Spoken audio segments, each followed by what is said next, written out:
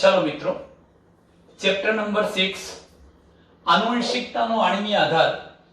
આ ચેપ્ટરમાં અત્યાર સુધીની આપણે જે ચર્ચાઓ કરી એમાં એક બાબત ફલિત થઈ કે મોટા ભાગના સજીવોમાં જનીન દ્રવ્ય તરીકે ડીએનએ હોય છે અને કેટલાક એવા પણ છે કે જેમાં જનીન દ્રવ્ય તરીકે કોણ વર્તે છે? આરએનએ।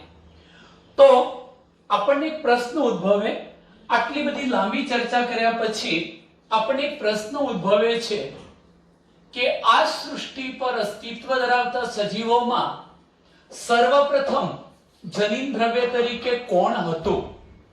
સર્વપ્રથમ જનીન દ્રવ્ય તરીકે કોણ હોય છે? આરએનએ હોય છે કે ડીએનએ? આરએનએ હોય છે કે ડીએનએ? આવો આપણને પ્રશ્ન થાય છે। સર્વપ્રથમ જનીન દ્રવ્ય તરીકે આરએનએ હોય છે કે ડીએનએ, એવો પ્રશ્ન આપણને ઉદ્ભવે છે। આમ તો હકીકતમાં આપણે કહી શકીએ કે સર્વપ્રથમ જનીન દ્રવ્ય તરીકે આરએનએ હોય છે। આની ચર્ચા આપણે અગાઉ જે ઉદ્વિકાસનો પાઠ છે એમાં કરવાના છીએ। રાસાયણિક ઉદ્વિકાસમાં આપણે એની વિસ્તૃત ચર્ચા કરવાના છીએ। રાસાયણિક ઉદ્વિકાસના ચેપ્ટરમાં આપણે જોઈશું કે કેવી રીતે આરએનએ એ સર્વપ્રથમ જનીન દ્રવ્ય તરીકે હતું અને એમાંથી ફેરફારવાળું ડીએનએ જે અત્યારનું પૂર્વ પ્રભાવી જનીન દ્રવ્ય છે કેવી રીતે નિર્માણ પામ્યું। ચાલો મિત્રો, અહીં ધ્યાન રાખજો કે આરએનએ સર્વપ્રથમ જનીન દ્રવ્ય તરીકે હતું એવું સાબિત થયું છે। સર્વપ્રથમ જનીન દ્રવ્ય તરીકે કોણ વર્તે છે? આરએનએ। હવે આપણે એવું કેવી રીતે કહી શકીએ? તો એના પાછળના પણ કેટલાક રીઝન છે। તો હું તમને સર્વપ્રથમ એક મુદ્દો કહું છું કે આરએનએ પ્રથમ આનુવંશિક દ્રવ્ય હતું। જીવનની આવશ્યક ક્રિયાઓમાં એનો સીધો રોલ હતો। કઈ કઈ આવશ્યક પ્રક્રિયાઓ આજે પણ આપણે સમજી શકીએ છીએ કે મેસેન્જર આરએનએ અથવા આરએનએ જીવનની કેટલીક અગત્યની પ્રોસેસમાં, ક્રિયાઓમાં મહત્વનો ફાળો આપે છે। જેમ કે હું અહીંયા તમને કહું છું, આરએનએ જીવનની મહત્વની ક્રિયાઓ માટે જરૂરી છે। કઈ મહત્વની પ્રક્રિયાઓ? તો જેમ કે પહેલી પ્રક્રિયા આપણે અહીંયા એક લખીએ છીએ ચયાપચય, મેટાબોલિઝમ। ચયાપચયની પ્રક્રિયા માટે આરએનએ જરૂરી છે। બીજા નંબરનો મુદ્દો અહીંયા લખું છું મિત્રો, અહીં ધ્યાન રાખજો, જોડાણ કરતા પ્લેસિંગ અથવા પ્લેસિંગ જોડાણ પ્રક્રિયાઓ માટે જવાબદાર છે। ભાષાંતરની પ્રક્રિયા માટે જવાબદાર છે। આટલા શબ્દો આપણે લખીએ છીએ કે ભાષાંતર પ્રક્રિયા માટે જવાબદાર છે। જોડાણ કરતા પ્રક્રિયા, પ્લેસિંગ પ્રક્રિયા, એ હું તમને કહું છું તો ચયાપચય, ભાષાંતર અને જોડાણ કરતા જેવી કેટલીક જીવનની મહત્વની જે ક્રિયાઓ છે એમાં કોનો ફાળો છે? આરએનએ। કેવી રીતે તમે જાણતા હશો કે અગાઉ આ બાબત તમે સમજી ચૂક્યા છો કે આ ડીએનએ છે, એ ડીએનએ પોતે સ્વયંજનન પામી શકે છે। ડીએનએ પરથી જ આરએનએ નું નિર્માણ થાય છે અને આ આરએનએ છેવટે કોને બનાવે છે? પ્રોટીનને। તમે સેન્ટ્રલ ડોગમાં પ્રસ્થાપિત પ્રણાલિકામાં ભણ્યા છો। હવે તમે એક બાબત વિચારો કે ડીએનએ પરથી આરએનએ બને છે, એ ઘટના તો પ્રત્યાંકનની પ્રક્રિયા છે, ટ્રાન્સક્રિપ્શન, પરંતુ આરએનએ માંથી પ્રોટીન બને છે, એ ઘટના ભાષાંતરની પ્રક્રિયા, ટ્રાન્સલેશનની પ્રક્રિયા છે, ભાષાંતરની પ્રક્રિયા। તમે વિચારો કે જો આરએનએ ના હોય, મેસેન્જર આરએનએ ના હોય તો ભાષાંતરની પ્રક્રિયા દ્વારા પ્રોટીન બની શકે? નથી બની શકતું। તો ભાષાંતરની પ્રક્રિયા માટે કોનો ફાળો છે? આરએનએ। એવી રીતે આરએનએ જ્યારે ભાષાંતરની પ્રક્રિયા કરશે, પ્રોટીન બનાવશે, એ પ્રોટીન નિશ્ચિત ઉત્સેચક તરીકેની ભૂમિકા ભજવી ચયાપચયની ક્રિયાઓમાં ફાળો આપે છે। એટલે આરએનએ નો સીધો ફાળો ચયાપચયની પ્રક્રિયાઓ સાથે પણ થયો। સાથે સાથે આ મુદ્દામાં મિત્રો આપણે એવું પણ કહી શકીએ કે કેટલીક જૈવરાસાયણિક પ્રક્રિયાઓ આપણા સજીવ તંત્રમાં એવી છે કે જે ક્રિયાઓ કરવા માટે પ્રોટીનના બનેલા જે ઉત્સેચકો હતા એ ભાગ નથી લેતા, પણ એની જગ્યાએ ઉત્પ્રેરક તરીકેનું કાર્ય કરવું એ કોણ કરશે? આરએનએ. એટલે ટૂંકમાં એમ કહી શકાય કે પ્રોટીન ઉત્સેચકોનું કેટલીક જૈવરાસાયણિક પ્રક્રિયામાં કોઈ યોગદાન હોતું નથી, એની જગ્યાએ ત્યાં ઉત્પ્રેરક તરીકેની ભૂમિકા કોણ ભજવી શકે? આરએનએ. આના અનુસંધાનમાં કહી શકાય કે તે ચયાપચયની ક્રિયાઓ સાથે સામેલ છે. જોડાણ કરતા મિત્રો આ ટોપિકને આપણે એના પછીના મુદ્દાઓમાં લઈશું કે જે મેસેન્જર આરએનએ બને છે એમાં ઇન્સ્ટ્રોન, એક્ઝોન જેવા જે ભાગો છે એને દૂર કરવા અને બાકીના જે આરએનએ ના ટુકડાઓને જોડવા એમાં પણ એની સ્વયં પોતાની ભૂમિકા છે.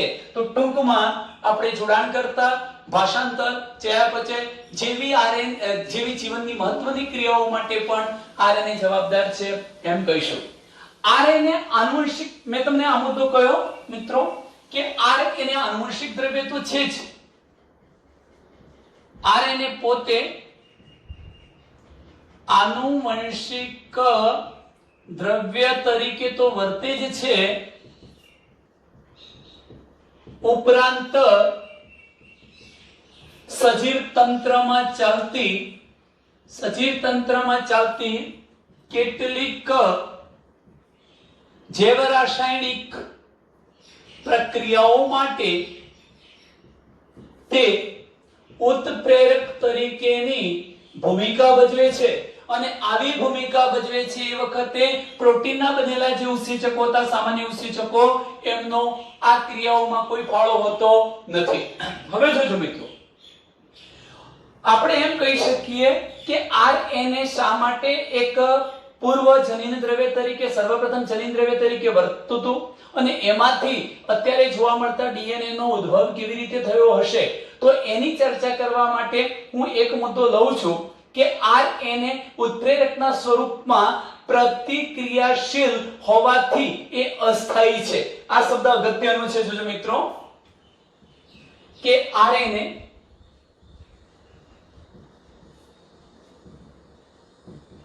ઉત્પ્રેરકના સ્વરૂપમાં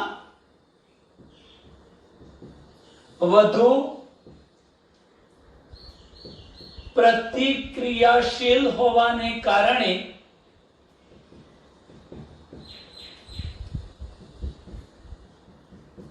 અસ્થાયી છે અને માટે જ તે આનુવંશિક દ્રવ્ય વગેરેનો સંગ્રહ કરી શકે નહીં. આપણે એક અગત્યનું કારણ એ પણ આપ્યું હતું, તમને યાદ હશે મિત્રો,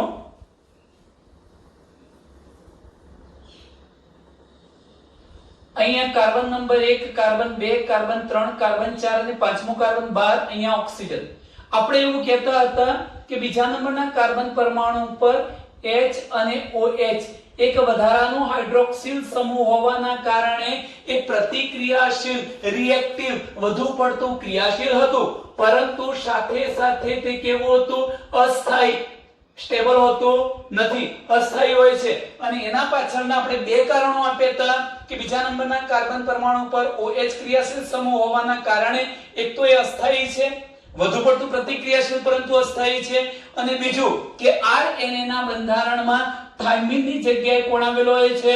યુરેસિલ નામનો નાઇટ્રોજન બેઝ આવેલો હોય છે. આ બે બાબતોને આધારે જ આરએનએ નો અણુ કેવો હોય છે? અસ્થાયી. હવે તમે વિચારો કે જેમ જેમ ઉદ્વિકાસ થતો ગયો તેમ તેમ આરએનએ ની રચનામાં ફેરફાર થતો ગયો હશે. કેમ? કારણ કે તે પોતે કેવું છે? અસ્થાયી છે. એટલે ઉદ્વિકાસ દરમિયાન એમાંથી ફેરફાર થતો ગયો હશે. એનો મતલબ એ થયો કે આ જે બીજા નંબરના કાર્બન પરમાણુ ઉપર OH પ્રતિક્રિયાશીલ સમૂહ હતો એની જગ્યાએ ઓક્સિજન જતો રહ્યો હશે અને સમય જતાં ત્યાં H નિર્માણ પામ્યો હશે, માત્ર H. અને જો માત્ર H હોય તો એ જે રિબોઝ શર્કરા હતી એ શામાં પરિવર્તિત થઈ ગઈ હશે? ડિઓક્સી રિબોઝ શર્કરામાં. સાથે સાથે બીજા પણ કેટલાક ફેરફારો થયા હશે.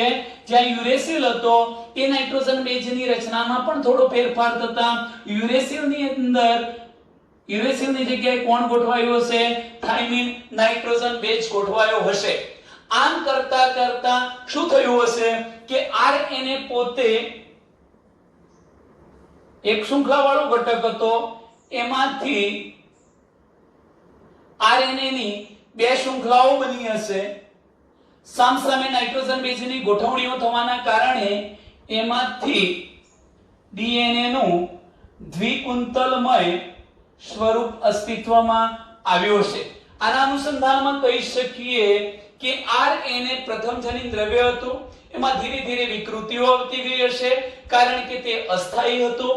અસ્થાયી હોવાનું કારણ શું હતું? બીજા નંબરના કાર્બન પરમાણુ પર એક OH પ્રતિક્રિયાશીલ સમૂહ આવેલો હતો, એના કારણે વધુ પડતું પ્રતિક્રિયાશીલ રિએક્ટિવ હોય છે અને પરિણામ સ્વરૂપે તે અસ્થાયી બની જાય છે. અસ્થાયી બને છે એટલે એની રચનામાં જેમ જેમ સમય વીતતો ગયો, વિકાસ થતો ગયો, એમ રચનામાં ફેરફાર થાય છે. એનો મતલબ કે રિબોઝમાંથી ડિઓક્સીરિબોઝ શર્કરા બનતી હશે, યુરેસિલની જગ્યાએ થાઇમિન નાઇટ્રોજન બેઝ ગોઠવાતો હશે. આમ કરતા કરતા હાલ આપણે જોઈએ છીએ એવી ડીએનએ ની શૃંખલાઓ બની હશે. એકબીજા પર અમળાવવાના પરિણામે આવું ડીએનએ નું દ્વિકુંતલમય સ્વરૂપ અસ્તિત્વમાં આવ્યું હશે. મિત્રો, તમે જાણો છો કે આરએનએ ની સાપેક્ષમાં ડીએનએ કેવું છે? વધુ સ્થિર અથવા સ્થાયી છે અને આનુવંશિક માહિતીના સંગ્રહ માટે વધુ યોગ્ય છે. આ રીતે ઉદ્વિકાસને કારણે આરએનએ માંથી કોણ આવ્યું હશે? ડીએનએ અસ્તિત્વમાં આવી શક્યું હશે. તો મિત્રો, આપણે એવું કહી શકીએ કે આ આરએનએ માંથી ડીએનએ બન્યું. એ કેવી રીતે બન્યું? રાસાયણિક રૂપાંતરણો થયા હશે. આરએનએ માં શું થયું હશે?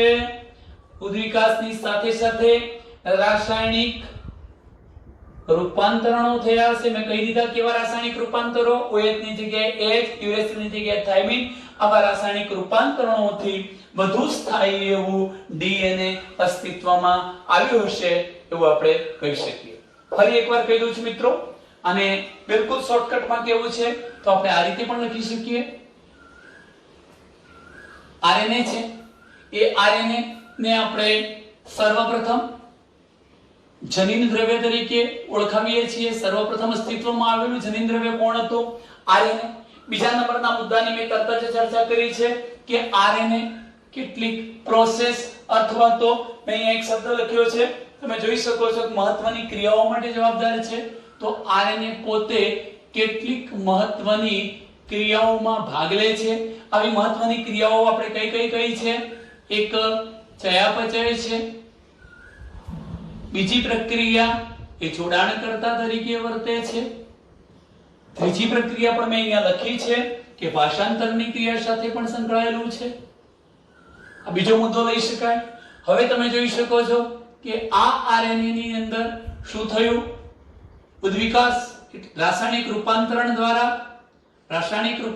દ્વારા ઉદ્વિકાસ થયો અને ઉદ્વિકાસ થવાના પરિણામે સ્ટેબલ એવું અથવા વધુ સ્થાયી એવું ડીએનએ અસ્તિત્વમાં આવ્યું એવું આપણે કહી શકીએ. તો મિત્રો, આટલે સુધીની જે માહિતી થઈ એ આરએનએ વિશ્વ વિશેની છે.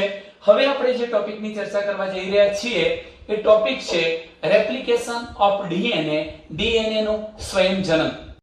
તો ચાલો મિત્રો, હવે આપણે સ્ટાર્ટ કરીએ છીએ ડીએનએ નું સ્વયંજનન. ડીએનએ ના સ્વયંજનનને આપણે ડીએનએ નું દ્વિગુણન પણ કહીએ છીએ. રેપ્લિકેશન ઓફ ડીએનએ, ડીએનએ નું સ્વયંજનન અથવા ડીએનએ નું દ્વિગુણન. સર્વપ્રથમ બાબત આપણે એ સમજવી છે કે ડીએનએ નું સ્વયંજનન છે શું? તો મિત્રો, તમે જાણો છો કે જ્યારે કોષ વિભાજનની પ્રક્રિયા થાય છે, ધારો કે કોઈ એક કોષ છે, આ કોષની અંદર આનું જનીન દ્રવ્ય ડીએનએ છે. હવે જ્યારે આ કોષ વિભાજનની ક્રિયા દ્વારા બે નવા કોષોનું સર્જન કરે છે, ત્યારે નિર્માણ પામતા બંને નવા કોષોને પિતૃકોષ જેવું જ અને પિતૃકોષ જેટલું જ ડીએનએ મળી શકે તે હેતુથી ડીએનએ નું સ્વયંજનન થાય છે, ડીએનએ નું દ્વિગુણન થાય છે. આનો મતલબ એ થયો કે આ જે પિતૃકોષ છે કોષ વિભાજન કરી નવા બાળ કોષો સર્જે છે.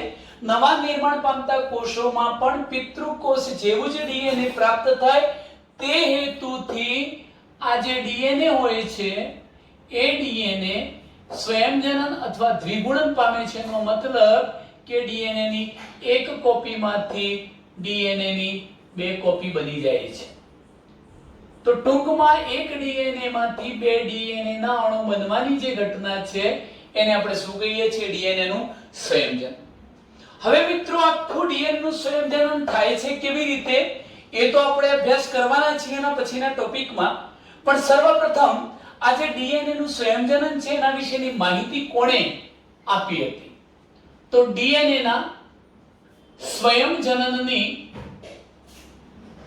યોજના કે સ્વયંજનન કેવી રીતે થાય છે એ સ્વયંજનનની યોજના વોટસન અને ક્રિક નામના વૈજ્ઞાનિકે રજૂ કરી. વોટસન અને ક્રિકે ડીએનએ ના સ્વયંજનનની યોજના રજૂ કરી. કેમ આ યોજના રજૂ કરી? તો તેઓએ ડીએનએ નું દ્વિકુંતલમય અણુ મોડેલ રજૂ કર્યું અને ત્યાર પછી તેઓએ એવું જોયું, અભ્યાસ કર્યો કે ડીએનએ ની પોલીન્યુક્લિયોટાઇડની બંને શૃંખલા વચ્ચે વિશિષ્ટ જોડ આવેલી છે નાઇટ્રોજન બેઝની. આ વિશિષ્ટ જોડની જાણકારી પછી આનુવંશિક દ્રવ્યનું જે નવું સ્વરૂપ બને છે, આનુવંશિક દ્રવ્યના નવા સ્વરૂપના નિર્માણની પ્રક્રિયા વિશે તત્કાલ સુઝાવથી બચી શકાતું નથી એવું કોણે કહ્યું? વોટસન અને ક્રિકે. આનો મતલબ એવો થાય કે ડીએનએ ના સંયોજનની યોજના વોટસન અને ક્રિકે રજૂ કરી. વોટસન અને ક્રિકે ડીએનએ માં બેઝ જોડની જાણકારી મળ્યા પછી એવું સુઝાવ કર્યો કે એક જે ડીએનએ છે પિતૃ ડીએનએ, આ પિતૃ ડીએનએ માંથી જે નવા ડીએનએ બને છે, નવું ડીએનએ સંશ્લેષણ પામે છે, એ નવું ડીએનએ કેવી રીતે સંશ્લેષણ પામે છે એવા સુઝાવથી બચી શકાતું નથી. એનો મતલબ કે સુઝાવ કરવો રહ્યો. કયો સુઝાવ કરવો રહ્યો એવું સૂચવ્યું કે વોટસન અને ક્રિકે ડીએનએ માં બેઝ જોડની જાણકારી મળ્યા પછી અભ્યાસ તો કર્યો જ હતો બેઝ જોડનો, એના પછી એમને એ પણ ખ્યાલ આવ્યો કે ડીએનએ સ્વયંજનન પામીને બે નવા ડીએનએ નું નિર્માણ કરે છે. તો આ નિર્માણ પામતા બંને નવા ડીએનએ કેવી રીતે બને છે એનો પણ ઉલ્લેખ કરવો રહ્યો. આ ઉલ્લેખથી આપણે બચી શકતા નથી એવું કોણે સૂચવ્યું? વોટસન અને ક્રિકે સૂચવ્યું. તો આનો મતલબ એકદમ સ્પષ્ટ થઈ ગયો છે મિત્રો કે ડીએનએ ના સંયોજનની યોજના વોટસન અને ક્રિકે રજૂ કરી. વિશિષ્ટ જોડની જાણકારી પછી આનુવંશિક દ્રવ્યનું જે નવું સ્વરૂપ બને છે એના નિર્માણની પ્રક્રિયા કેવી રીતે થાય છે, આમાંથી કેવી રીતે બને છે એ પણ સુઝાવ કરવો રહ્યો. એના સુઝાવથી બચી શકાતું નથી એટલે એની પણ જાણકારી આપવી રહી એવું કોનું માનવું હતું? વોટસન અને ક્રિકનું માનવું હતું. એક હવે મહત્વના પોઈન્ટ તરફ આપણે જઈએ છીએ, અહીં ધ્યાન રાખજો. તેઓ શું સૂચવ્યું? વોટસન અને ક્રિકનું મંતવ્ય એવું હતું કે ડીએનએ નું સ્વયંજનન અર્ધ રૂઢિગત પ્રક્રિયા છે. કેવી પ્રક્રિયા છે? અર્ધ રૂઢિગત પ્રક્રિયા. અર્ધ રૂઢિગત સંયોજન અથવા અર્ધ રૂઢિગત પ્રક્રિયા છે. આનો મતલબ શું થાય? હવે બરોબર ધ્યાનથી સમજીએ છીએ કે ધારો કે આપણે કોઈ એક પિતૃ ડીએનએ ને પસંદ કરીએ. આ એક પિતૃ ડીએનએ લીધું છે, પિતૃકોષનું ડીએનએ લીધું. ચલો આ ડીએનએ માં બંને પોલીન્યુક્લિયોટાઇડની આપણે શૃંખલા બતાવી દીધી. હવે આ ડીએનએ ને સંયોજન કરવું છે અને સંયોજન કરીને એને નવી બે શૃંખલા બનાવવી છે. તો આ સંયોજન કેવી રીતે થાય છે જુઓ. પહેલા તો ડીએનએ ની પોલીન્યુક્લિયોટાઇડની બંને શૃંખલાઓ એકબીજાથી છૂટી પડી જાય છે. જેમ કે આ ડીએનએ ની પોલીન્યુક્લિયોટાઇડની બંને શૃંખલાઓ એકબીજાથી છૂટી પડી ગઈ. છૂટી પડી ગયા પછી શું થવાનું કે જો એક ડીએનએ માંથી એક અને એક બે ડીએનએ બનાવવા હોય તો ડીએનએ માં પોલીન્યુક્લિયોટાઇડની બે શૃંખલા હોવી જોઈએ, એમાંની એક શૃંખલા તો એને પિતૃ ડીએનએ ની મળી જ ચૂકી છે, પણ એના પરથી એક બીજી શૃંખલા નવી નિર્માણ પામે છે. તમે જોઈ શકો છો, મેં આ બ્લુ પેન થી બતાવી, એ નવનિર્મિત નવી નિર્માણ પામેલી શૃંખલા થઈ. એવી રીતે અહીંયા પણ નવી નિર્માણ પામેલી આ શૃંખલા થઈ. આમ તમે કહી શકો કે જ્યારે ડીએનએ નું સ્વયંજનન થાય છે ત્યારે નિર્માણ પામતા બંને બાળ નવા જે ડીએનએ હતા, નવનિર્મિત ડીએનએ હતા, એ ડીએનએ માં એક શૃંખલા પિતૃ ડીએનએ ની રહે છે, જ્યારે બીજી શૃંખલા નવનિર્મિત એટલે નવી હોય છે. આમ તમે જોઈ શકો છો કે જે ડીએનએ બન્યું એમાં અડધો ભાગ પિતૃ ડીએનએ નો, અડધો જ નવો આવ્યો, જેથી ડીએનએ નું આવું સ્વયંજનન અર્ધ રૂઢિગત પ્રક્રિયા અથવા અર્ધ રૂઢિગત સ્વયંજનન તરીકે આપણે ઓળખાવીશું. તો મિત્રો, એક બીજી બાબતનો પણ અહીંયા સ્પષ્ટ તમને ખ્યાલ આપી દઉં છું. અહીં તમે જોઈ શકો છો કે ધારો કે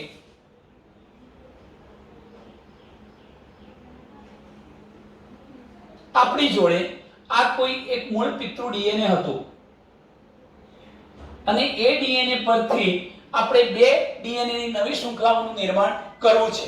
એનો મતલબ એવો થયો કે સર્વપ્રથમ તો ડીએનએ ની બંને પોલીન્યુક્લિયોટાઇડ શૃંખલા વચ્ચે આવેલા નબળા હાઇડ્રોજન બંધ હતા, એ તૂટી જવાથી આ બંને શૃંખલાઓ એકબીજાથી છૂટી પડી ગઈ છે. છૂટી પડેલી આ દરેક શૃંખલા ટેમ્પલેટ શૃંખલા તરીકે વર્તે છે. આ મંતવ્ય કોનું હતું? વોટસન અને ક્રિકનું, કે છૂટી પડતી દરેક શૃંખલા એક ટેમ્પલેટ શૃંખલા તરીકે વર્તે છે. ટેમ્પલેટ શૃંખલાનો મતલબ શું થાય? ધારો કે આ ડીએનએ ની છૂટી પડતી શૃંખલા પરનો ક્રમ A C G G T C A અને T હોય તો સામેની શૃંખલા પરનો ક્રમ પણ તમને ખબર છે કે T ની સામે C, C ની સામે G, G ની સામે આવશે C, T ની સામે A, C ની સામે G, A ની સામે T અને T ની સામે A. આ બીજી શૃંખલા પરનો ક્રમ હતો. અહીંયા નાઇટ્રોજન બેઝ વચ્ચે રહેલા જે નબળા હાઇડ્રોજન બંધ હતા એ તૂટી ગયા, બંને શૃંખલાઓ એકબીજાથી શું થઈ ગઈ છે? છૂટી પડી ચૂકી છે.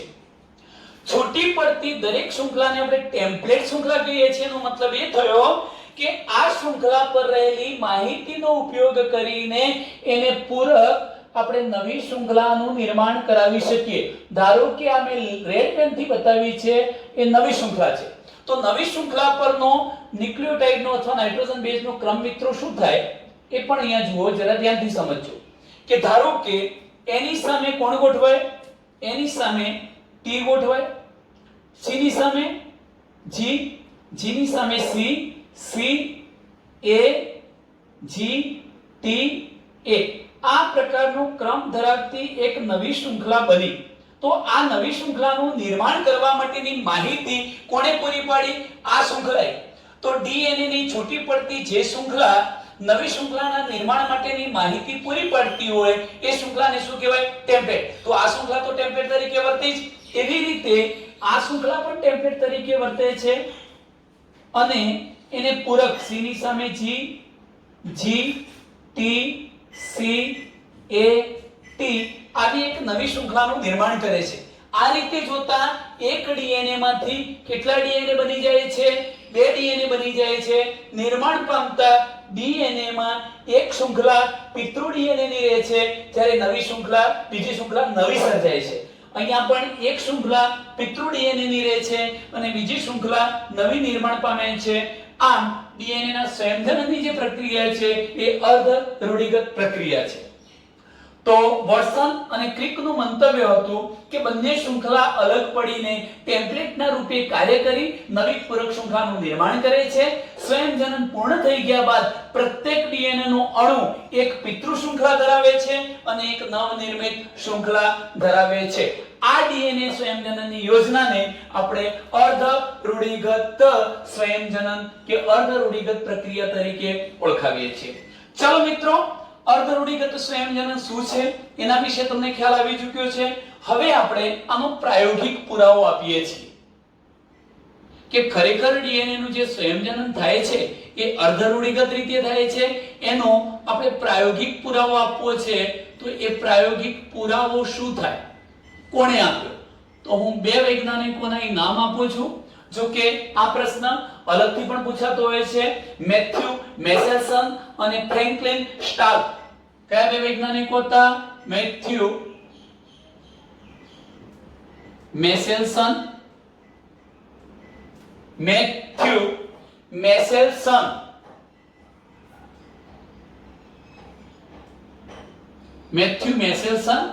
અને ફ્રેન્કલિન સ્ટાલ નામના વૈજ્ઞાનિકે મેથ્યુ મેસેલ્સન અને ફ્રેન્કલિન સ્ટાલે આનો પુરાવો આપ્યો કે ડીએનએ નું સંયોજન ખરેખર અર્ધરૂઢિગત પરંપરા પ્રમાણે થાય છે, અર્ધરૂઢિગત રીતે થાય છે. આવો પુરાવો કોણે રજૂ કર્યો? મેથ્યુ મેસેલ્સન અને ફ્રેન્કલિન સ્ટાલે 1958 માં. હવે મિત્રો આપણે આ બંને વૈજ્ઞાનિકો એટલે મેથ્યુ મેસેલ્સન અને ફ્રેન્કલિન સ્ટાલનો પ્રયોગ એવું પણ પૂછી શકાય આ પ્રશ્ન અલગ રીતે. તો એમણે કયા પ્રકારનો પ્રયોગ રજૂ કર્યો છે એની વાત કરીએ છીએ.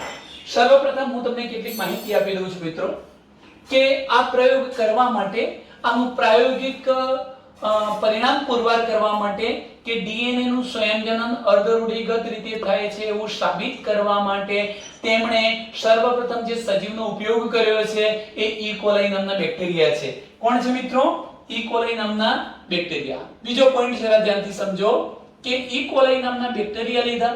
હવે એને પ્રયોગશાળામાં સંવર્ધન માધ્યમમાં ઉછેરવા પડે, એટલે એના માટે ન્યુટ્રિશન મીડિયા અથવા કલ્ચર લેવું પડે, સંવર્ધન માધ્યમ. હવે કેવા સંવર્ધન માધ્યમમાં એને ઉછેરવામાં આવે છે અને શા માટે એ શબ્દો હું તમને સમજાવું. મારે બે શબ્દોની વાત કરવી છે. એક NH4Cl 14 અને બીજો શબ્દ હું લખું છું NH4Cl 15. N14 N15. આ શું છે? આ કોઈ રેડિયોએક્ટિવ સમસ્થાનિક નથી, રેડિયોએક્ટિવ પદાર્થ નથી, યાદ રાખજો. પરંતુ સામાન્ય નાઇટ્રોજન N14 છે અને એનો જ આ સમઘટક N15 છે એ આના કરતા જરા હેવી એટલે ભારે સમસ્થાનિક છે. નાઇટ્રોજનનો ભારે સમસ્થાનિક આઇસોટોપ, હેવી આઇસોટોપ કોણ છે? N15. ચાલો કેવા પ્રકારનો પ્રયોગ કરવામાં આવ્યો છે? આપણી બુકમાં એક જે ફિગર આપવામાં આવી છે મિત્રો, એ ફિગરની ચર્ચા આપણે થોડી વાર પછી કરીશું. પણ એ પહેલા એમણે ઈ કોલાઈ નામના બેક્ટેરિયાને કેવા સંવર્ધન માધ્યમમાં અનેક પેઢીઓ સુધી ઉછેર્યા, શા માટે એની ચર્ચા કરીએ છીએ. તો ચાલો અહીં ધ્યાન રાખજો મિત્રો.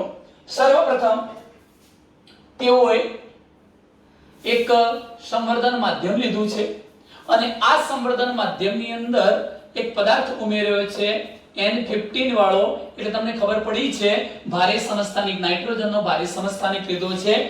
NH4Cl વાળા આ ન્યુટ્રિશન મીડિયાની અંદર કોનો ઉછેર કર્યો છે?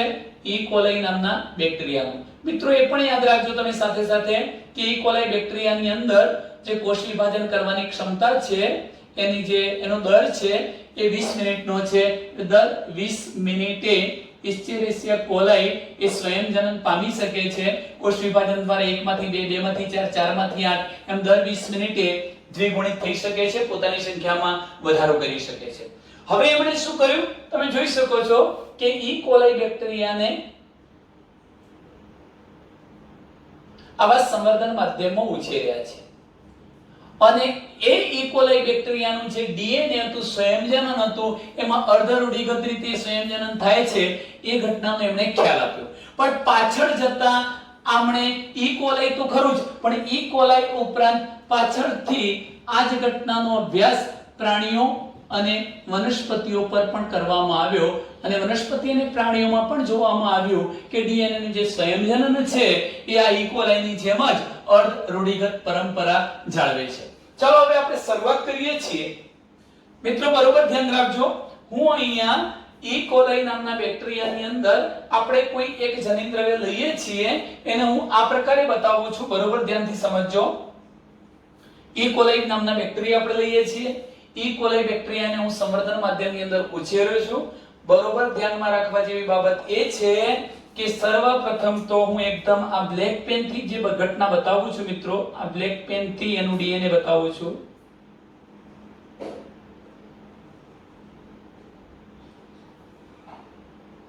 એ સામાન્ય ડીએનએ છે, નોર્મલ.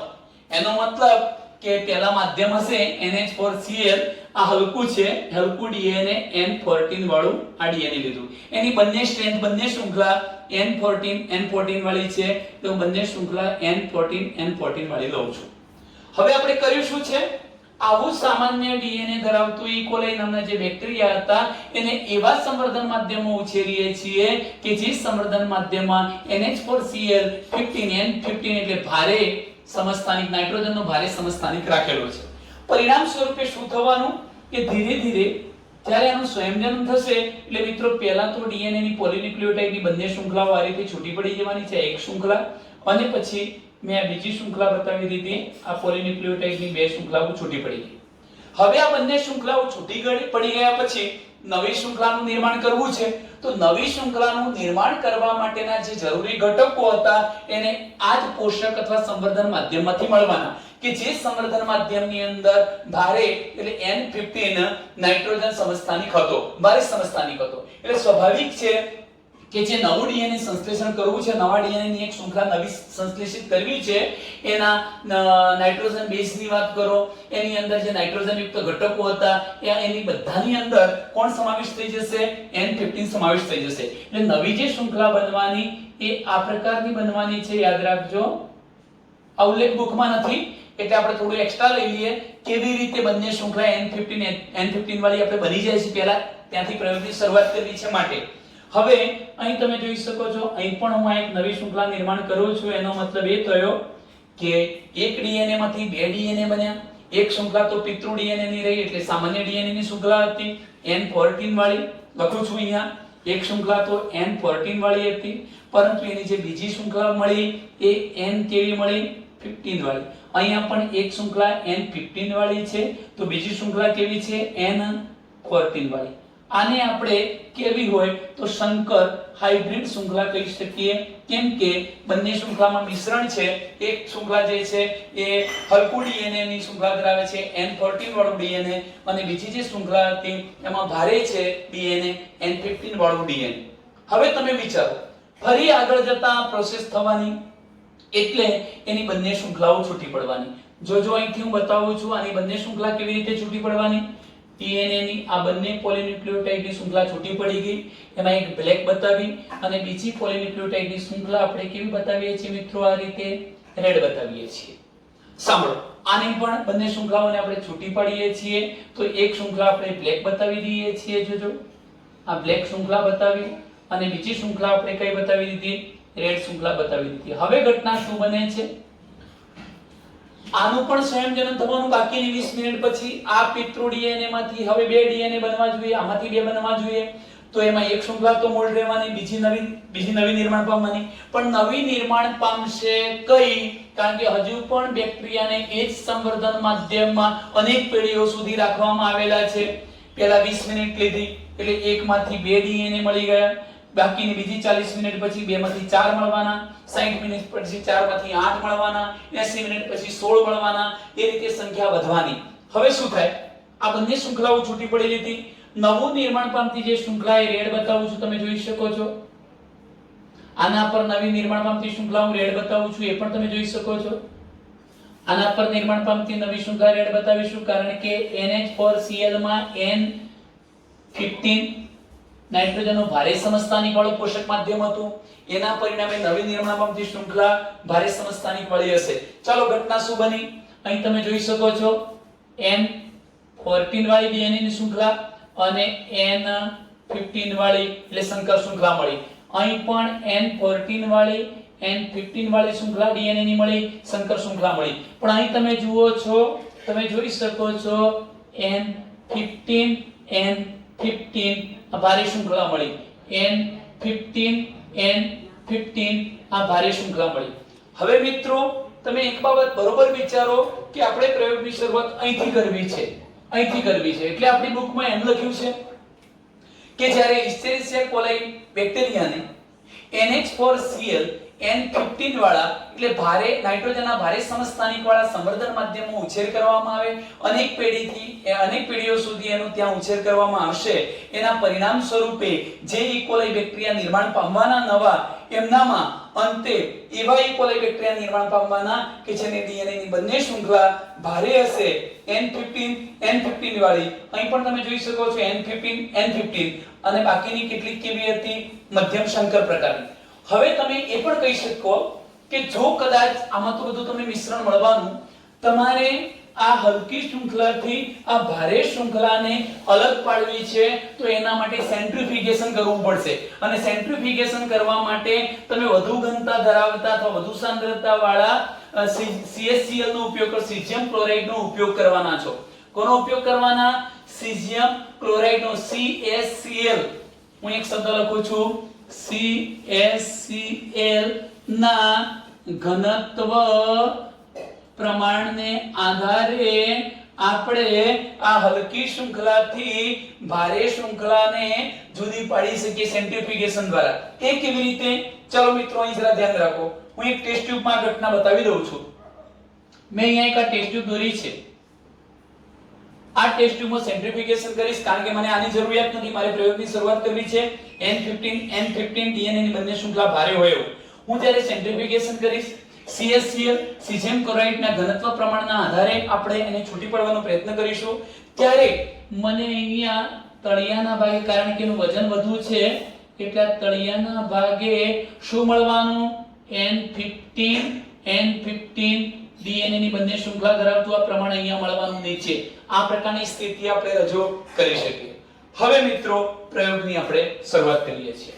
આટલી બાબતનો બુકમાં ઉલ્લેખ છે ખરો, પરંતુ આ ફિગર દ્વારા એની સમજૂતી નથી, એટલે તમને ડાયરેક્ટ એવો પ્રશ્ન થાય કે N15 વાળી બંને શૃંખલાઓ ક્યાંથી આવી? તો મેં આખી પ્રોસેસ બતાવી દીધી છે. નોર્મલ ડીએનએ ધરાવતા ઇકોલાઈ બેક્ટેરિયા હતા, જેનું ડીએનએ આવું હતું, જેને NH4Cl 15 વાળા માધ્યમની અંદર ઉછેર કર્યો. પરિણામે નવી નિર્માણ પામતી શૃંખલામાં નાઇટ્રોજન બેઝ અને અન્ય નાઇટ્રોજન યુક્ત સંયોજનોની અંદર આ ભારે N15 સમાઈ ગયો. તો નવી શૃંખલા કેવી બની? N15 વાળી અને એક મૂળ શૃંખલા રહી. અહીં આપણે એક નવી બની, એક મૂળ શૃંખલા રહી. પછી આપણે ફરી શું કર્યું? આનું સંયોજન થવા દીધું. બે ડીએનએ બન્યા. એક તો બ્લેક કલરની પિતૃ ડીએનએ ની શૃંખલા રહી, બીજી એક નવી આ માધ્યમમાંથી મળી એટલે કેવું બન્યું? રેડ યુક્ત N15 વાળું. પછી તમે જોઈ શકો છો મિત્રો કે આની જે એક શૃંખલા હતી એ તો પિતૃ ડીએનએ ની હતી જ, એટલે તમે જોઈ શકો છો રેડ હતી. પરંતુ બીજી શૃંખલા માટેનું માધ્યમ તો આ જ હતું કે જે માધ્યમમાં N15 હતો, એટલે આ શૃંખલા પણ કેવી બની છે? N15 વાળી બની છે. હવે આપણે આગળની પ્રોસેસને બહુ જ સરળ રજૂઆત દ્વારા સમજવાનો પ્રયત્ન કરીએ છીએ. ચાલો મિત્રો, મને આ પ્રકારના બેક્ટેરિયાની જરૂરિયાત હતી એટલે હું હવે અહીંથી શરૂઆત કરું છું. આકૃતિમાં જ બતાવીશ અને આકૃતિના આધારે આ સમગ્ર ઘટનાને સમજીએ છીએ. ચાલો, પહેલો પોઈન્ટ આપણે લઈશું. અહીંથી તમે જોઈ શકો છો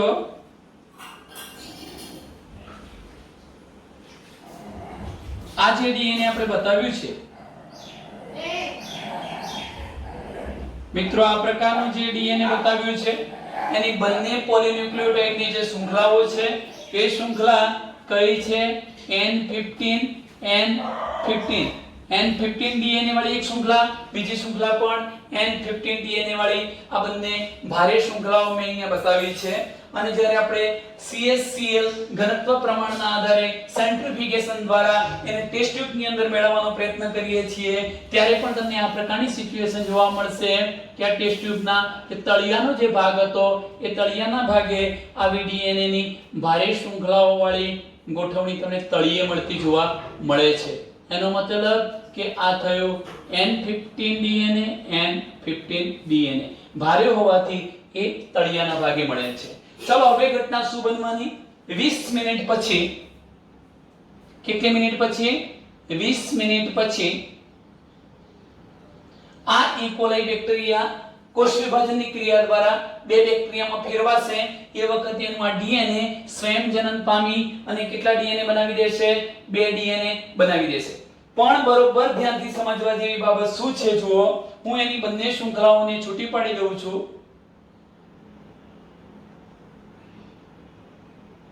આ બંને શૃંખલાઓ આપણે છૂટી પડી. હવે ફેરફાર શું થાય છે અને શા માટે થાય છે એ જોજો. ચલો મિત્રો, અત્યાર સુધી આ ઈ કોલાઈ બેક્ટેરિયાને કેવા સંવર્ધન માધ્યમમાં રાખેલા છે? NH4Cl15 વાળા, એટલે N15 વાળા સંવર્ધન માધ્યમમાં ભારે નાઇટ્રોજનનો જે સમસ્થાનિક હતો એવા માધ્યમમાં રાખેલા છે. એવા બેક્ટેરિયાને કાઢી લઈને, કારણ કે આપણો આશય શું હતો? એની બંને શૃંખલા ભારે મળી જાય એટલો આશય હતો. એ માટે આપણે એને N15 વાળા માધ્યમમાં ઉછેર્યા હતા. પણ હવે શું કરીએ છીએ? આ N15 વાળા માધ્યમમાંથી અહીં હું લખું છું કે N15 વાળા માધ્યમમાંથી સમગ્ર આ જે બેક્ટેરિયા હતા એને આપણે કયા માધ્યમમાં સ્થળાંતરિત કરી દઈએ છીએ? N14 વાળા માધ્યમમાં સ્થળાંતરિત કરી દઈએ છીએ. તો હવે પછી જે 20 મિનિટ પછી સ્વયંજનન થવાનું, નવી શૃંખલાનું નિર્માણ કરવું છે, એ નવી શૃંખલાના નિર્માણ માટે કયું માધ્યમ છે? N14 વાળું. કેમ છે? કારણ કે આ બધા જ બેક્ટેરિયા જે કયા સંવર્ધન માધ્યમમાં હતા? N15 NH4Cl વાળામાં હતા. એને આપણે N15H4Cl એટલે કે સામાન્ય માધ્યમમાં મૂકી દઈએ છીએ. તો હવે શું થવાનું? નવી જે શૃંખલા નિર્માણ પામવાની છે તે આ માધ્યમમાંથી N14 વાળો સમસ્થાનિક મેળવશે અને પરિણામ સ્વરૂપે જે નવી શૃંખલા બનવાની, આ બની જુઓ નવી શૃંખલા બની, આ નવી શૃંખલા બની. એવી જ રીતે અહીંયા પણ પિતૃ ડીએનએ માંથી આપણે એક નવી શૃંખલા બનાવી દીધી. તમે 20 મિનિટ પછી એનું ઓબ્ઝર્વેશન કરો છો, સેન્ટ્રીફ્યુગેશન કરો છો અને CaCl સીઝિયમ ક્લોરાઇડના ઘનત્વ પ્રમાણ પ્રમાણે એને સામાન્ય શૃંખલાથી છૂટો પાડવાનો પ્રયત્ન કરો છો. શું ઘટના થવાની છે? અત્યારે છે N14 N15, આમાં પણ શું છે? N15 અને N14 છે. તમે જોઈ શકો છો આવી શૃંખલાને આપણે હાઇબ્રિડ શૃંખલા, શંકર શૃંખલા કહીએ છીએ. અને જો એને આપણે સેન્ટ્રીફ્યુગેશનની પદ્ધતિથી અલગ પાડવાનો પ્રયત્ન કરીએ છીએ તો તમે જાણો છો નથી એ ભારે કે નથી હલકી મિશ્રણ છે. એના પરિણામ સ્વરૂપે ન એ તળિયે મળે ન ઉપર મળે, આ ભાગ બરોબર એક્ઝેક્ટ વચ્ચેના ભાગે તમને મળે છે. અહીં તમે ડીએનએ કેવા પ્રકારનું છે એવું લખી શકો? N14 વાળું અને N કેવું છે? 15 વાળું લખી શકો. ચાલો મિત્રો, આટલે સુધી આ ઘટના થઈ. અહીંયા 100% ડીએનએ, અહીંયા જે ડીએનએ નવા નિર્માણ પામ્યા એમાંથી 50% ભાગ મૂળ રહ્યો, 50% ભાગ નવો આવ્યો. હજુ આગળ ઘટના શું બનવાની? ફરી 20 પછી પાછી કઈ મિનિટ આવવાની? 40 મિનિટ. 40 મિનિટે આ ઘટનામાં એકમાંથી બે, તો બે માંથી કેટલા બની જવાના? 4.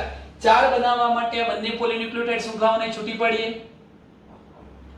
ચલો, આ પોલીન્યુક્લિયોટાઇડની શૃંખલા એક છૂટી પડી, એની સાથે આ પોલીન્યુક્લિયોટાઇડની બીજી શૃંખલા છૂટી પડી ગઈ.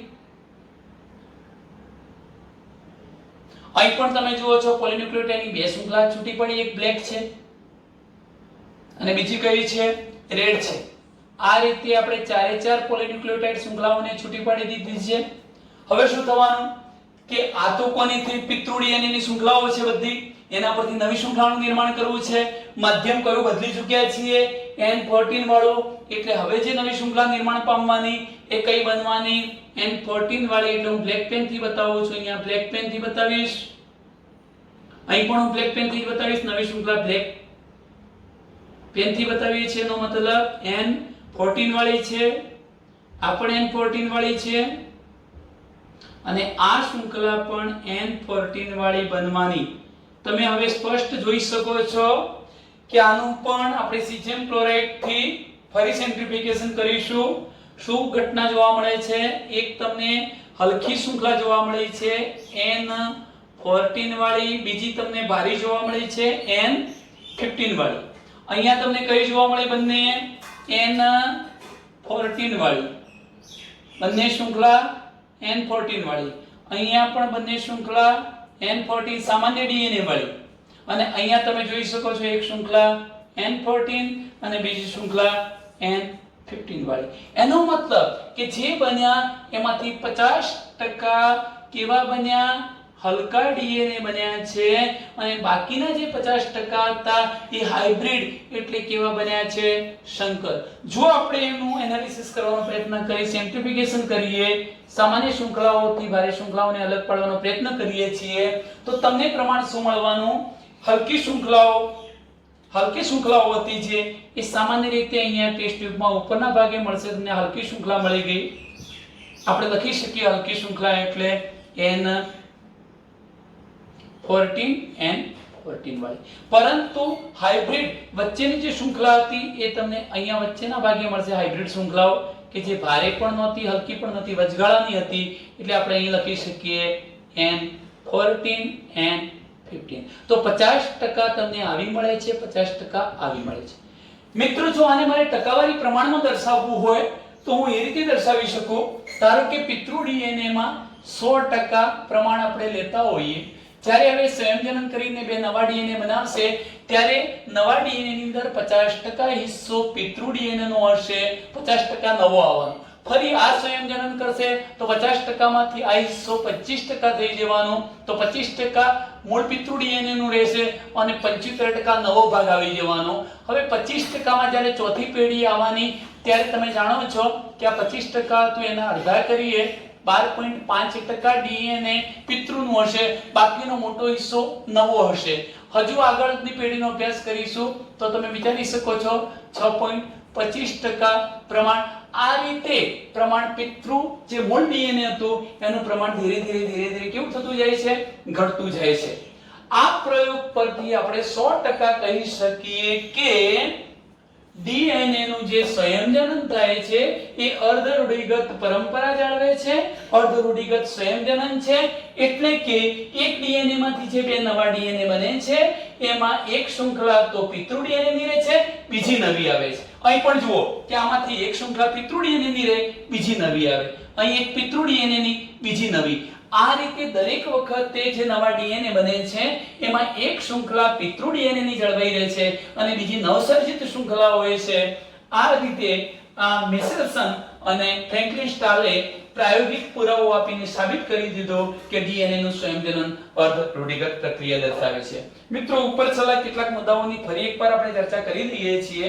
હું તમને અહીંયા આટલા મુદ્દાઓ કહી દઉં છું, ધ્યાન રાખજો. મેથ્યુ મેસેલ્સન અને ફ્રેન્કલિન સ્ટાલે 1958 ની અંદર પ્રાયોગિક પુરાવો આપ્યો કે ડીએનએ નું સંયોજન અર્ધ રૂઢિગત પ્રક્રિયા દર્શાવે છે. હવે તમે અહીં ધ્યાન રાખો કે આની સર્વપ્રથમ જાણકારી ઇસ્ચેરેસિયા કોલાઈમાંથી પ્રાપ્ત થઈ અને આગળ જતા ઉચ્ચ કક્ષાના સજીવો એટલે કે મનુષ્ય, વનસ્પતિઓ વગેરેમાં પણ આ જ પ્રકારની ઘટના થાય છે એનો ખ્યાલ આવ્યો. ઈ કોલાઈ નામના બેક્ટેરિયાને એવા સંવર્ધન માધ્યમો ઉછેરવામાં આવ્યા કે જેની અંદર NH4Cl15 એટલે કે નાઇટ્રોજનનો ભારે સમસ્થાનિક હતો એવા માધ્યમો એમને રાખવામાં આવે છે અને ઘણી બધી પેઢીઓ સુધી માત્ર નાઇટ્રોજનના સ્ત્રોત તરીકે N15 જ મળવાનું છે. એના પરિણામે નવું નિર્માણ પામતું જે ડીએનએ છે, નવનિર્મિત ડીએનએ, એ નવનિર્મિત ડીએનએ માં આ જે N15 હતો એ વણાઈ જાય છે, એના બંધારણમાં સમાઈ જાય છે, અન્ય નાઇટ્રોજન યુક્ત સંયોજનોમાં પણ N15 પ્રવેશી જાય છે. મિત્રો આટલે સુધી તમને ખબર પડી હશે.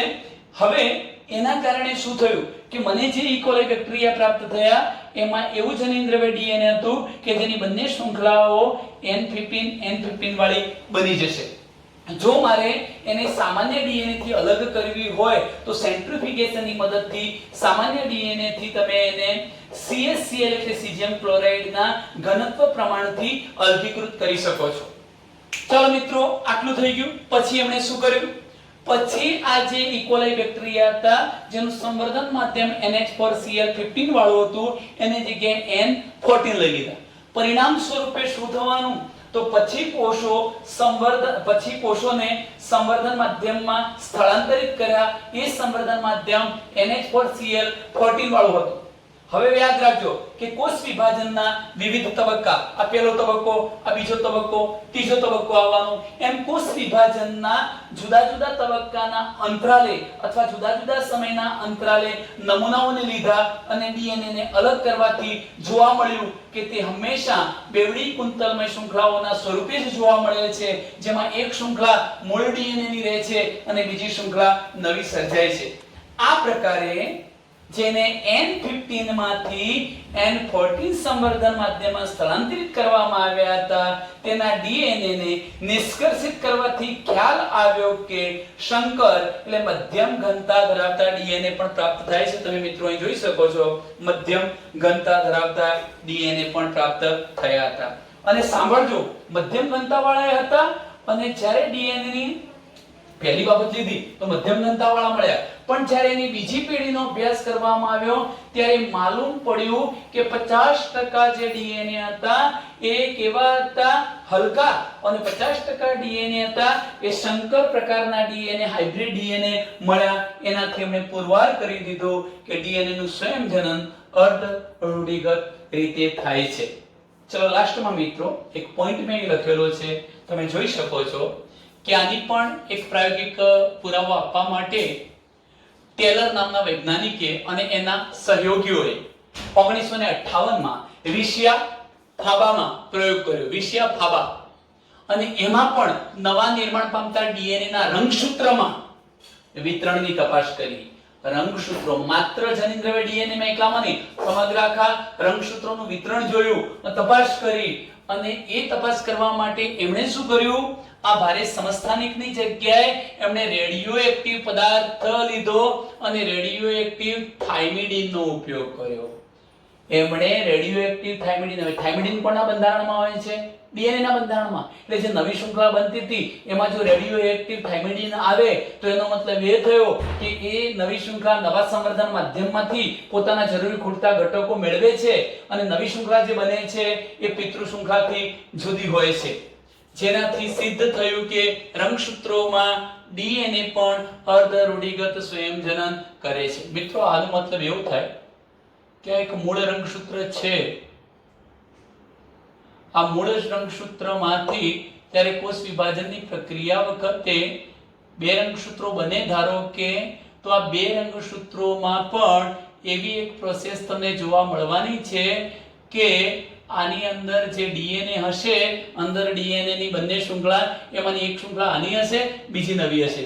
એક શૃંખલા આમાં પણ આ રંગસૂત્રની હશે, પિતૃ રંગસૂત્રની, અને બીજી શૃંખલા નવી હશે. આવી ઘટનાનો અભ્યાસ કોણે કર્યો છે, ટેલર અને એના અન્ય સહયોગીઓએ. તો મિત્રો આ પ્રયોગ અહીંયા આપણે પૂર્ણ કરીએ છીએ. અસ્તુ.